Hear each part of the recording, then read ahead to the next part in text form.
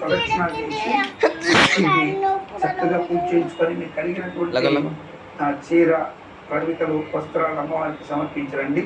తప్పక మంచి శుభాలు జరిగాయి. Okay sir. ఫ్యామిలీలో ఎక్కువ చికాకులు ఉన్నాయి సార్, ఎందుకు సార్? ఫ్యామిలీ పరంగా మీకు చికాకులు అనేవి అది జాతకరీత్యా సప్తమ స్థానాధిపతి ఎవరైతే ఉన్నారో గురువు శనితో కలిసి ఉన్నాడు. సో కాబట్టి విడిపోయాలండి. పూర్తి ప్రతి చిన్న విషయానికి మిస్అండర్స్టాండ్ అయ్యే అవకాశం